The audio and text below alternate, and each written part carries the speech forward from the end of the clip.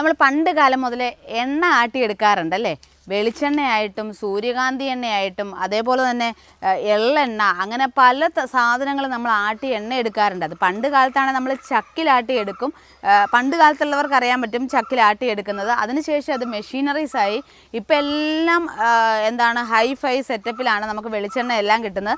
അതോടുകൂടി നമ്മുടെ വെളിച്ചെണ്ണയുടെ ക്വാളിറ്റിയും ഒക്കെ നഷ്ടപ്പെട്ടു എന്ന് വേണം പറയാനായിട്ട്. നമ്മൾ പറഞ്ഞു വന്ന അതൊന്നുമല്ല. അപ്പോൾ അതുപോലെ തന്നെ പണ്ട് കാലത്ത് എണ്ണയാട്ടി എടുത്തുകൊണ്ടിരുന്ന 2-3 സാധനങ്ങളുണ്ട്. നമ്മുടെ പുന്നയ്ക്ക, റബ്ബർ റിങ്ക, അതൊക്കെ പണ്ട് കാലങ്ങളിൽ അതൊക്കെ എന്താണ് പടിഞ്ഞാറ് മേഖലകളിലുള്ള സ്ത്രീകളുടെ ഒരു വരുമാന മാർഗം കൂടിയായിരുന്നു. പുന്നയ്ക്ക അതേപോലെ തന്നെ റബ്ബർ റിങ്കായൊക്കെ എടുത്ത് കൊടുക്കുക എന്നുള്ളത്. കാരണം ഇതിൽ നിന്നൊക്കെ, ഇത് പുന്നയ്ക്കയാണ്, ഇതിൽ നിന്നൊക്കെ എണ്ണയാട്ടി എടുക്കുമായിരുന്നു. ആ എണ്ണ നമുക്ക് ആയുർവേദത്തിലും വളരെ പ്രസിദ്ധമായിരുന്നു. നമ്മൾ സ്കിൻ സംബന്ധമായ പ്രശ്നങ്ങൾക്കും വാദത്തിനും ഒക്കെ ആ എണ്ണ ഉപയോഗിക്കാറുണ്ടായിരുന്നു. പറഞ്ഞു വന്നത്, നമ്മൾ ഇപ്പം നമുക്ക് നിലവിൽ വെളിച്ചെണ്ണ, സൂര്യകാന്തി എണ്ണ, ഈ എണ്ണയൊക്കെ ഇപ്പോഴും നമുക്ക് നിലവിൽ കിട്ടും. പക്ഷെ നമുക്ക് ഇപ്പം നിലവിൽ വളരെ റെയറായിട്ട് വരുന്ന ഒന്നാണ്. എൻ്റെ കേട്ടുകേൾവിയിൽ പോലും ഇപ്പം അങ്ങനെ ഈ പുന്നയ്ക്കയൊക്കെ എടുത്തിട്ട് എണ്ണ ഉണ്ടാക്കുന്നതായിട്ട് എൻ്റെ അറിവിലില്ല. അപ്പം നിങ്ങൾക്കറിയാമെന്നുണ്ടെങ്കിൽ ഒന്ന് പറയാം. അപ്പോൾ ഇതാണ് ആ പുന്നയ്ക്ക. ഇത് ചെറുപുന്നയാണ്. ചെറുപുന്നയുണ്ട്, വലിയ പുന്നയ്ക്കയുണ്ട്.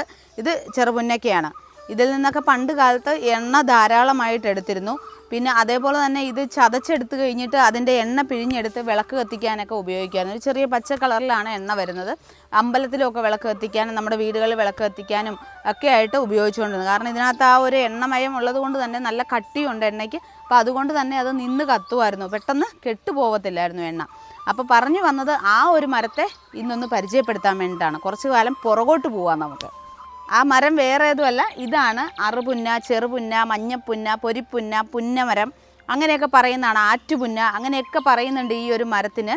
എനിക്ക് തോന്നുന്നു ചില പ്രദേശങ്ങളിലുള്ള ആൾക്കാർ വന്നു കഴിഞ്ഞാൽ നമ്മൾ പുന്നമരം എന്ന് പറഞ്ഞാൽ ചില ആൾക്കാർക്ക് അറിയേയില്ല, അത് എന്താണെന്ന് ചോദിക്കും. പുന്നക്ക അങ്ങനെയൊക്കെ പറഞ്ഞു കഴിഞ്ഞാൽ എന്താണെന്ന് പോലും അറിയില്ല.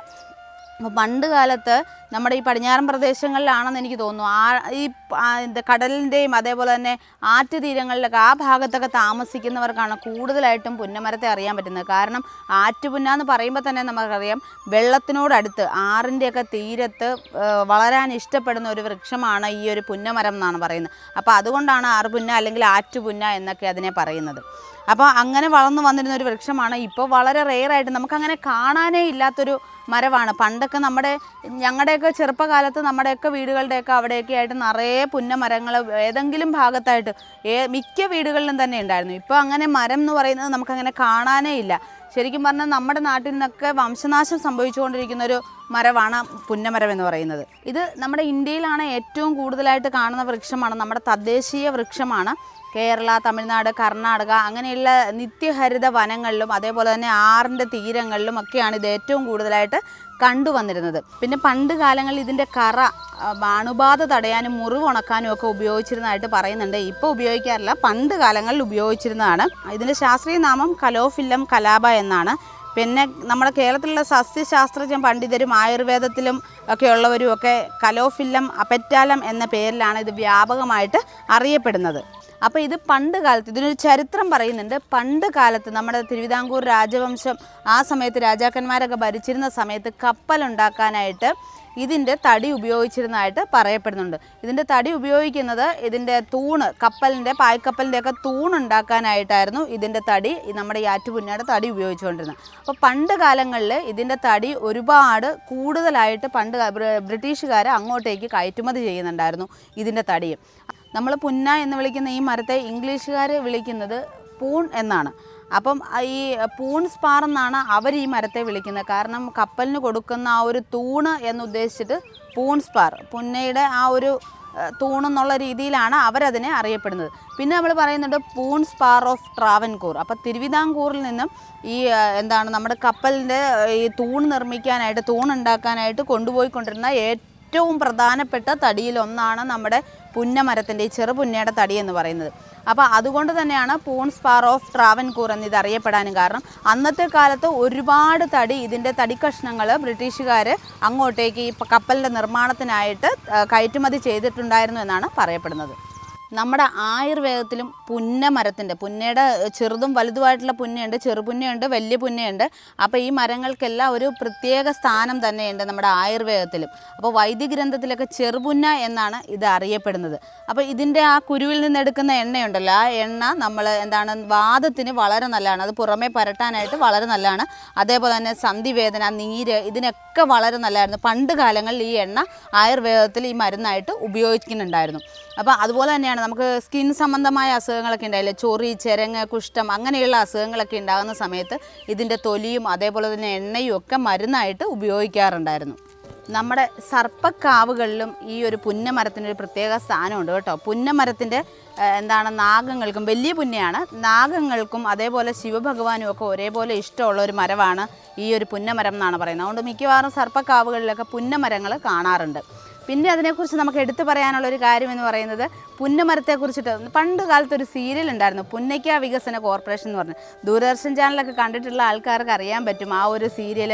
അന്നത്തെ ഒരു രാഷ്ട്രീയത്തെ ഒരു ആക്ഷേപഹാസ്യ രീതിയിലൊക്കെ ചെയ്തിട്ടുള്ള ഒരു സീരിയലായിരുന്നു.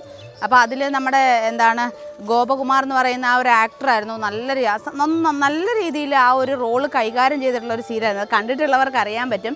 പുന്നയ്ക്ക വികസന കോർപ്പറേഷൻ എന്ന് പറഞ്ഞൊരു കോർപ്പറേഷൻ ഉണ്ടാക്കുക, അതിൽ നിന്നും ആ ഒരു രാഷ്ട്രീയക്കാർ ഓരോ മീറ്റിങ്ങുകൾ കൂടുക, ഫണ്ട് വെട്ടിക്കുക, അങ്ങനെയുള്ള കുറേ തമാശകളും കാര്യങ്ങളും ഒക്കെ ആയിരുന്നു ആ ഒരു സീരിയലിൽ ഉണ്ടായിരുന്നത്. അപ്പം ഞാൻ പറഞ്ഞു വന്ന വേറൊന്നുമല്ല, നമ്മൾ ഈ പുന്നയ്ക്ക എന്ന് പറയുമ്പോൾ അതിനെക്കുറിച്ച് ആദ്യമേ നമ്മുടെ മൈൻഡിൽ ആ ഒരു സീരിയൽ കണ്ടിട്ടുള്ളവർക്ക് അറിയാൻ പറ്റും. പുന്നയ്ക്ക വികസന കോർപ്പറേഷൻ എന്നുള്ള ആ ഒരു സീരിയൽ കണ്ടിട്ടുള്ളവർക്ക് അത് മൈൻഡിലേക്ക് പെട്ടെന്ന് എത്തും. അപ്പോൾ അതുകൊണ്ടാണ് നമ്മളിങ്ങനെ പറഞ്ഞത്. കാരണം ഇത് നമ്മൾ പുന്നമരമാണെന്ന് പറഞ്ഞാലും പുന്നമരം എന്ന് പറയുന്നത് മലയാളത്തിൽ പറയും ഒരു ഉപയോഗം ഇല്ലാത്തത് എന്നൊരു അർത്ഥവും കൂടെ മലയാളത്തിലുണ്ട് പുന്നയ്ക്ക്. അപ്പോൾ അതുകൊണ്ട് തന്നെയാണ് നമ്മൾ ആ ഒരു സീരിയലിനും അങ്ങനെ ഒരു പേര് വന്നത്, പുന്നയ്ക്ക വികസന കോർപ്പറേഷൻ എന്നാണ് പറയുന്നത്.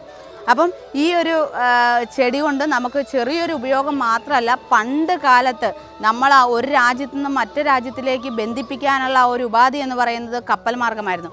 ആ കപ്പലിനൊരു തൂണായിട്ട് കൊടുക്കാനായിട്ട് ലോകത്തെ ഏറ്റവും കൂടുതൽ ശ്രദ്ധിക്കപ്പെട്ടിരുന്ന ഒരു മരം എന്ന് പറയുന്നത് നമ്മുടെ ഈ ഒരു പുന്നമരമാണ്. അപ്പോൾ പിന്നെ ആ ഒരു പുന്നമരം വളരെ ചെറുതാണെന്ന് നമുക്ക് പറയാൻ പറ്റുമോ? നമ്മുടെ തിരുവിതാംകൂർ ചരിത്രത്തിൻ്റെ തന്നെ ഭാഗമായിട്ടുള്ള ഒരു മരമാണ്. അപ്പോൾ അതുകൊണ്ടാണ് നമ്മളിങ്ങനെ കാരണം ഇപ്പം നമ്മൾ ഒരുപാട് കാണാനില്ല, വംശനാശ ഭീഷണി നേരിട്ടുകൊണ്ടിരിക്കുകയാണെന്നുള്ളത് തന്നെയാണ് എനിക്ക് തോന്നുന്നത്. കാരണം നമ്മുടെ നാട്ടിൽ നിന്നൊക്കെ അപ്രത്യക്ഷമായതിനു ശേഷം ഇവിടെ വന്നതിന് ശേഷമാണ് ഈ പുന്നമരം കാണുന്നത്. നമ്മുടെ ഭാഗങ്ങളിൽ അങ്ങനെ ഒന്നും കാണാനില്ല, എവിടെയെങ്കിലും വളരെ റെയറായിട്ട് കാണാൻ കിട്ടിയെങ്കിലായി. അപ്പോൾ അതുകൊണ്ടാണ് നമ്മൾ ഈ ഒരു മരത്തെക്കുറിച്ചുള്ള അറിവ് നിങ്ങളിലേക്കും കൂടെ ഷെയർ ചെയ്യുന്നത്. അപ്പോൾ എന്തായാലും നമുക്ക് അടുത്തൊരു വീഡിയോയുമായിട്ട് വീണ്ടും കാണാം.